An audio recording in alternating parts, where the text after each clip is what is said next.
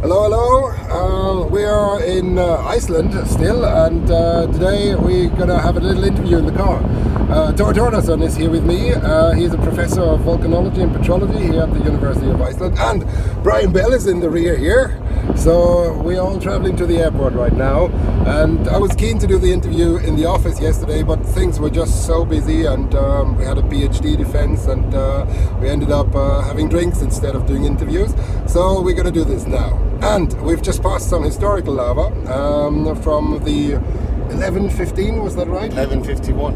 1151, and yeah, I'm very interested in active volcanism here on the island, and so I'm gonna pick Thor's brain now. Thor, are you happy to answer a few questions about volcanoes? Absolutely. Fantastic. Absolutely. Well, my first question is, which was the first eruption you have actually witnessed? Because you've seen virtually all of the recent ones, haven't you? Almost all of them. The first eruption that I witnessed, I was actually the child at that time. I was about five and a half years old. All right. Yeah, it was the Surtsey eruption in 1963 to 67. And Wow. so my parents we drove out to a town called Thordarson, and from the mountains up there we could actually see out to the sea where the eruption taking place. I could see the eruption column and all of these things. And actually I remember this quite vividly. I was, It's fascinating that you say that, because I remember that I saw the 1971 eruption on La Palma on television, and the pictures are still with me, and I was really a small child at that point. So there's something about this, isn't it? And what other eruption have you witnessed? Oh, then the next one was 1973 in Hime, and then I was a teenager. Yeah, I see. And and I was working on my grandfather's fishing boat. Okay. And we had this really bad storm come in, which is the remnant of Hurricane Ellen. And in those days, you didn't really know when these things arrived. You just sort of had a rough idea. It would arrive sometime today. And it came earlier than anticipated, so we had to actually seek shelter. And the closest harbor was the harbor of Westman Islands. And so we got in, barely made it into the harbor to be sheltered from the storm. And I remember the waves were as high as the boat was long. Oops. And the boat was 30 meters long. So this was a really, incredible storm. We got into the harbor, just past the new lava, into the harbor, and felt calm. It was just like in the living room. It didn't move at all, the water in the harbor. And so we were nicely sheltered, and then sitting out the storm, I had nothing to do, so I decided to walk up into town and have a look at that eruption and that lava that I was taking. Sounds fantastic. So actually the harbour is really calm in the Westman Islands? Right now it's perfect. The lava that actually threatened to close the harbour basin? Basically the harbour itself. Stopped right before it did, but it formed the perfect protection for the oceanic waves. So now the harbour is improved significantly. Well, that's good, because there's obviously cases where it's going the other way. There was a historical eruption in Tenerife which really messed up the American harbour, in Garachica, which was the port to the Americas. Yeah. So here the eruption has actually done some good. There was this story that the fire brigade was cooling the lava flow in Hime, did they really help, or is this more of an urban legend? It probably slowed down the advance of the lava. It didn't stop it. I don't think the fire brigade can actually stop a real lava flow once it's going. I'm sure it slowed down the advance of the lava in some areas and diverted some of the ropes so they didn't go over certain parts of the town. But it didn't really stop the advance of the lava. Like I said, it more likely redirected it to some Yes, I see, okay. Well, and then of course there's all the kind of very recent eruptions, the most well-known being probably the Eyjafjallajökull eruption of 2010, which caused all the closure of the northern European airspace. Do you think we're going to see things like that again in the not-so-distant future? Oh, I'm sure of it. Yeah, so we better all get ready for that. It's the likelihood of getting an eruption that is as long as Eyjafjallajökull, and with a sort semi-sustained production of ash and tephra is probably less likely. Okay. But we're definitely going to see, eruptions with maybe shorter-lived explosive phases, which will have an impact on European airspace. Yeah, I guess that's almost unavoidable. I can see that as well. So, and back in the day when Eyjafjallajökull was active, people were really concerned about Katla kind of coming into the equation as well. But since 2010, Katla hasn't done very much as far as I see. I mean, there was small seismic swarms and things, but no eruption. What's your view on that? Is Katla connected to Eyjafjallajökull, or is this also one of these legends that people kind of love to share? That's a misguided understanding. Is it? Okay, because back then people were speculating, Katla is the big brother of Eyjafjallajökull or so, trying to imply a family kinship there, but you're not kind of buying into that. No, they're definitely a different plumbing system and they're not connected. Oh, I see. Okay. And you know that because the difference in the composition of the magmas. Yeah, so but could the unrest at one volcano maybe kind of shake up the other one? In some instances it can. It probably does have some regional extension. Mm-hmm. It can influence in that area. It can influence 2, 3, or even 4 volcanoes. I would think so as well. Yeah. I don't think there's any. So if say Katla was ready to go or very close to being to an eruption, then maybe earthquake swarms, rifting episodes, activity in nearby volcanoes could have an effect. But if Katla was not even close to erupting, then all this would not. Yes, I think it is. If Katla is really ready to go, then when Eyjafjallajökull goes, then that might help the other one to actually. And that makes sense. So, but it's not a binding necessity that the two are actually responding to each other. It's more coincidence if it happens. Yes, and it has happened. I mean, there was in the 17th century, 1612 and 1613, and you had eruptions, and then Katla erupted first, and Eyjafjallajökull came afterwards. That's exactly where these legends come from, I guess. So yes, that makes sense. And there is also some sort of people linking things in 920, and I think that is actually less certain. And and then there was in the 19th century, 1823. Yes, 1823. Yeah. That's right. And then Eyjafjallajökull erupted a bit earlier.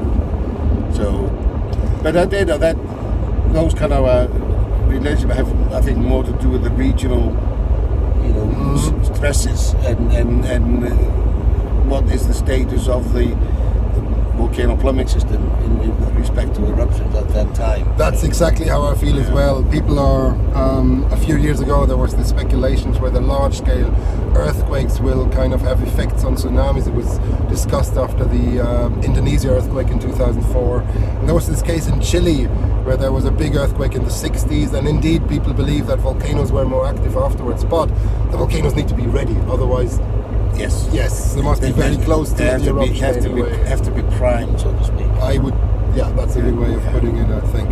Now, I have a little map at home. It's a copy of an old Dutch map from, I think, the 16th century. And Hekla is there, and it's quite prominent on the map, and it has flames coming out, and it looks like the entrance of hell. So, what's the story with Hekla? Well, Hekla is of course, one of our most famous volcanoes. Absolutely, that's what I'm asking. And that's one. It's one of the volcanoes from Iceland that actually really entered the European literature. Yeah. In the Middle Ages. So everyone, the scholars in Europe, they knew of Hekla. Yes. And then we have these descriptions of Hekla eruptions where people could see these black things from distance looked like they had wings flying around. The summit of Hekla during eruption, then falling back into the crater, which of course are just big spatter bombs. And big spatter bombs are still partly molten, so they're doing this in the eruption. And people were thinking these are creatures, or yes, they're souls of of course, that's people. where the entrance of hell thing Yes. comes from. Yes. Because I mean, I know that in the literature, particularly in the Northern European literature, it's widely considered the place where you, really, you don't want to go. So. Yes, entrance to hell. That's what you. And, if you didn't behave, you were punished by sent to Hekla. I see, and then you end up as a spatterbomb, perhaps. So I guess if you get too close to the crater during an eruption, it might indeed happen. But the thing is, Iceland had never thought of it that way. I guess this is more a distant view because Icelanders probably had much more experience with eruptions.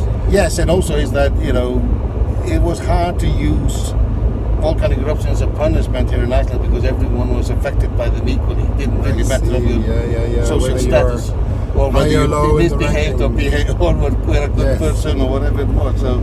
And what are the consequences? I know that after, for example, the Laki eruption, there was starvation in certain parts of the country and things like that. Back in the old days, the consequences from these eruptions, how severe were they? It varied from one eruption to another, but most of them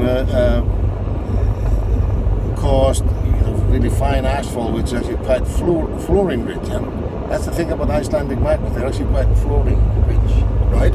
And fluorine, of course, exhalts from the magma upon eruption, but it quite often will then react with water vapor in the atmosphere or other chemicals and adhere to the surface of the ash grains. Yes. And the finer the ash, the more surface you have, i.e. you have more fluorine adhering to the ash.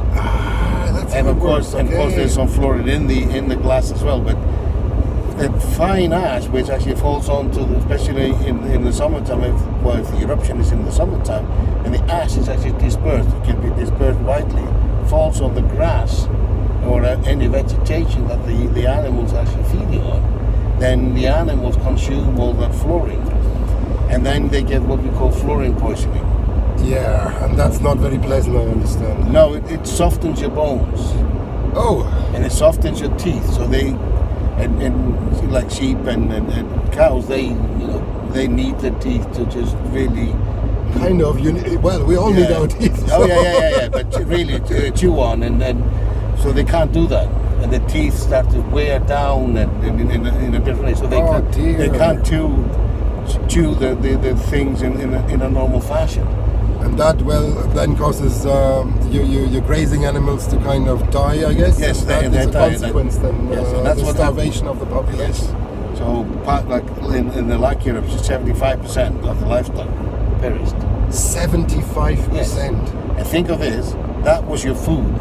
In those days, people lived on sustainable farming. Yes. And it's not just the actual animal; it's also the dairy products that come from it. I guess. Yeah, the dairy products and everything. Yeah. So what? Then of course, I guess also I would think that the wool of some animals would be quite important. If they all die away, and it burns or it gets damaged. Now the dairy product, like in Laki eruption, the yield from the cows dropped 95% in a couple of days because of the fluorine poisoning. Oh, so people had no milk, basically, from these things. And then, of course, they got the fluorine poisoning, and then it was a slow death in most cases because it's not an instantaneous death. And you can't quite see it. You don't know what's wrong. No. Of course, back in the days, at least a few hundred years ago, you would have no idea what's actually happening. So they even tried to help the animals. There was overgrowth on the teeth as well. And so What's this over there? Sorry for interrupting you. There's this big kind of steam plume coming up. This is the Blue Lagoon. I thought it was, yeah. So this is the interesting thing. So the Blue Lagoon, which is of course a very well-known tourist destination in Iceland and quite a nice commercial. It's not a natural thing, is it? No, it's the drain water from the. That's exactly what I thought. Somebody even said that it was an accident because actually one pipe burst or so and made this lagoon. No, they discharged it purposefully. Yeah, they discharged it just in the lava, and the idea was just to let it sit there and cool down, and then don't worry about it. I see. And by accident, someone went actually in that was warm, and he happened to have psoriasis, so skin, and they found out that actually it helped their skin condition. It's very mineral rich. Yeah. I mean, I enjoy the Blue Lagoon, I have to admit, but Yeah, it's not natural. I'm aware of that. So- Okay, let's go back to the volcanoes if that's okay. Yeah. Let me kind of ask you a little bit of a sensitive questions. Which of the volcanoes in Iceland do you think is kind of getting ready for the next eruption? Which one will be the next in your view? There's several actually, which are, according to all measurements, are ready. That's Grímsvötn, That's what one of your colleagues said yesterday, so I'll keep an eye on this one. Grímsvötn, Katla, Hekla, Okay. and Askja is, in my opinion, is getting ready for eruption as well. And Öræfajökull is already on the way of sort of prepping itself to erupt. Oh dear, and what would happen if you have multiple volcanoes erupting? Has this occurred before? Yes, Remind me. many times. 1340s, we had in right around 1823, there was a series of eruptions. I see. And which one else escapes my mind, but Fair enough, yeah. It's possible, so- there's quite often short time between, maybe a few months between eruptions. So that's not uncommon. And that would really stretch you guys. I mean, if you had multiple eruptions to deal with at the same time, I mean, wow, that's logistically and from a civil protection point of view, this is probably quite a challenge. Yeah, and we've had actually in also, like in 1783, we had eruption of Reykjanes Peninsula out in the ocean, and then Laki came. Okay, So, and quite far apart. that's right. So you would probably have to divide teams and things like that. I can Yeah. see the challenges. So do you think that the next one of the next eruptions will be a major one, or are we more dealing with a small eruption that's becoming a tourist attraction? What's your gut feeling? That's a tough one. I don't know, but I have a Fair feeling enough, that fair enough. I have a feeling that Askja might be the next one to erupt. Askja. Ooh, okay. Well, then. But I can also add, my fear is that Katla is prepping itself for a very big eruption. I heard this before. Some people are thinking this way, and And I'm talking about, like, just not a big Katla eruption. I'm thinking Eldgjá type. a Fisher type thing. Yes. Oh, and that would probably be very serious also for Northern Europe, of course. Yes, and that's a major event. I mean, then we're talking, we scale things up 10 to 20 times compared to the 2014-15 Holoron event. Yes. Well, and that was was a pretty well-sized eruption actually, the Holoron event. So It is. It's a cubic kilometer, but Eldgjá type event, we're talking about 20 cubic kilometers. that's a hell of a lot more serious. Yeah. Oh, now you scared me a little, Thor. Well, That's what I worry about, because Katla has been, well, if I backtrack a little bit, Katla, we really don't know how Katla prepares itself for an eruption, because we've never had the opportunity to use modern instruments to actually monitor Katla until now. So last eruption was in 1918, and the only thing we have is basically descriptions that of what people felt prior to the eruption, which was a little bit of seismic activity. So we don't know how long time it takes to prepare for the eruption. We don't know how it does it, so we're learning all that now. But it started to be, it will show signs of unrest well over about 30 years ago. So it's been taking a long time to So you think it's kind of a slow burner, but it's building up to a larger event? I worry about that, because also there's some indication from deformation that what is causing this unrest and the deformation is actually seated quite deeply. Which would be a good indication for magma kind of being there, migrating down there. Wow. Am I right in assuming that Katla, actually the name Katla is an old legend about a witch that was called Katla in the area, or Witch, or a woman with ancient, sort of a mind. Yeah. I see. And is Askja also referring to something? No, like this? Askja refers to basically depression. It's one of the tools that we ate from, like the bowl. Basically, it's a bowl. It's called askur. And in the old days, people made these things out of wood, and they ate out of it. It had a little lid on it. And so, I see. Okay. So Askja is really refers to a bowl-like container. Well, that's not so magical then. So. No. But Katla is a woman of ancient spirit, which... for good or bad, I guess. Well, she was actually running the house for a well-known priest on a farm just east of the Katla volcano, and she had these magic trousers, which if you put them on, you could run really fast and without getting tired. Oh, I see. And one New Year's Eve, everyone on the farm went to church except the sheep herder, the guy who was taking care of the sheep, and he put the sheep out. And for some reason, the sheep just got really disturbed and started running around all over the place, and he couldn't control them at all. So he put Katla's trousers on, and got the sheep together, and then put the trousers back where they were. But Katla had warned everyone that no one takes my trousers. And so when she came home, she realized that the sheep herder actually put her trousers on. So she killed him and hid him in the big barrel of whey, which was actually the drink that people used to quench their thirst. It usually was in a big barrel by the front door.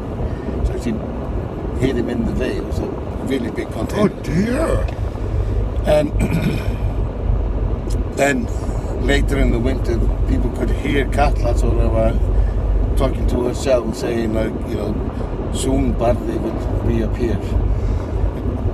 Once the drink has gone down in the barrel, Yes. yeah, I see. About the time when he appeared in the barrel, Katla put her trousers on and ran straight up towards the Katla volcano, jumped in an ice crevice, and shortly afterwards Katla erupted. So, and do Icelandic people still believe that it's Katla, the magic ancient woman that does cause the eruption? No. It's these folklores actually, they're quite interesting because there's always an element of truth in them. I guess there is. So I think, you know, if I look at this folklore, the unrest that scared the sheep is probably related to an unrest at the volcano. Ah, I see. Well, it's been fascinating, I have to admit. I, however, realize we're very close to the airport Yes, now. we are. So 2 kilometers. So I guess I'm gonna call an end to this now, unfortunately. So Thor, thank you very much for all your information. It's been fantastic. You're welcome. You're welcome. And bye bye everybody. Bye, and Brian, maybe say goodbye as well. Goodbye, folks. So, and maybe next time when we're back in Iceland, we'll do more of this. But now, let's stop this. Otherwise, we're overdrawing this. Thank you very much. All the very best, everybody. Bye bye.